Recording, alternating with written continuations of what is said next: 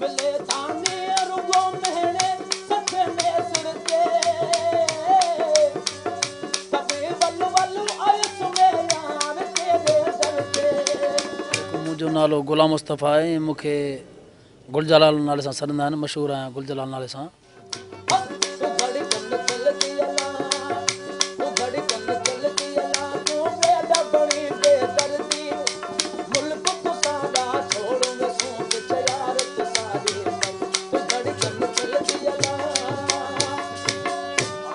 इश्क त घणो आहे, सॼी उमिरि माना 25-20 साल मूंखे थिया आहिनि ॻाईंदे, पर को माण्हू अहिड़ो न आहे जेको असांजी मालिकी करे। चल मेरे दिल खुला है मैखाना फसल गुल है सजाए मैखाना चल मेरे दिल खुला है मैखाना मैखाना चल मेरे दिल खुला है मैखाना।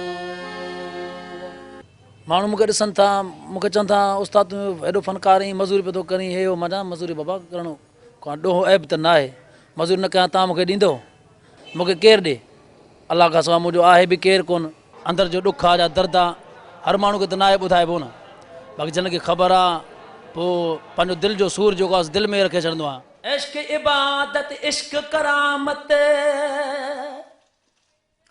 वे सजना ए इश्क है रंग रचेदा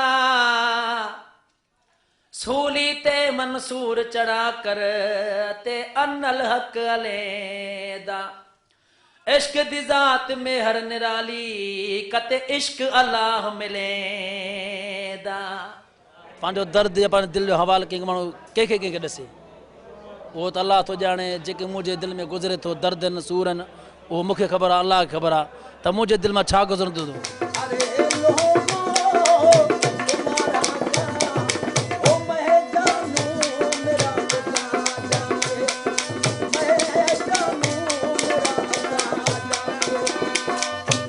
कॾहिं प्रोग्राम मिले थो ठीकु आहे, नथो मिले वरी पंहिंजी रोज़ी थो कयां, रोज़गार थो वञी किथे कयां। बाक़ी ॿाहिरनि खां महिल मां अलॻि आहियां, उहो मूंखां अलॻि आहिनि मिट माइट।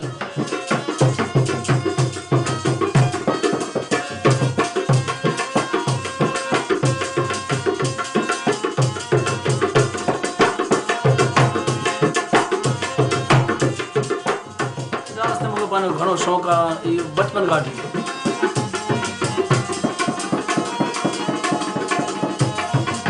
हा शादी में बि कंदो आहियां, किथे प्रोग्राम मूंखे मिलंदा आहिनि, किथे शोर में, उते पोइ मां कंदो आहियां डांस।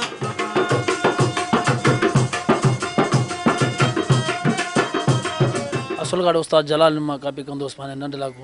पोइ वरी शौक़ु थियो फ़नकारनि खे ॿुधमि भला, असांखे चांस कोन पियो मिले, पर मां चवां भला शौक़ु त पंहिंजो पूरो कयां। पोइ शमन मीर अली जेको मुंहिंजो पंहिंजो भाउ क्लासिकल ॻाईंदो आहे, उनजी बि कापी थोरो घणो कंदो आहियां।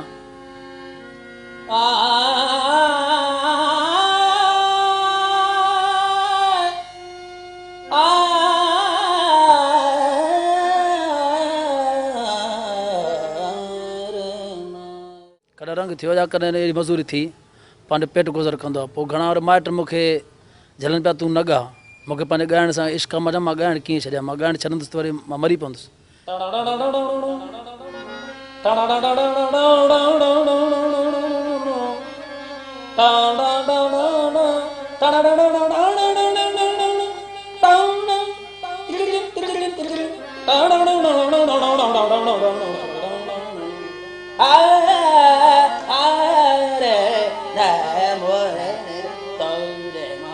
जॾहिं मूंखे ॾुख घणा मिलंदा आहिनि पोइ मां इन पंहिंजे ॻाइण वॼाइण सां माना हुनखे जेको आहे ख़तमु करे छॾींदो आहियां। पोइ इंसान जो क़दुरु वरी मरण खां पोइ थो थिए त इहो मरी पोइ थो क़दुरु, जहिड़े क़दुरु कनि त उहो सुठी ॻाल्हि आहे।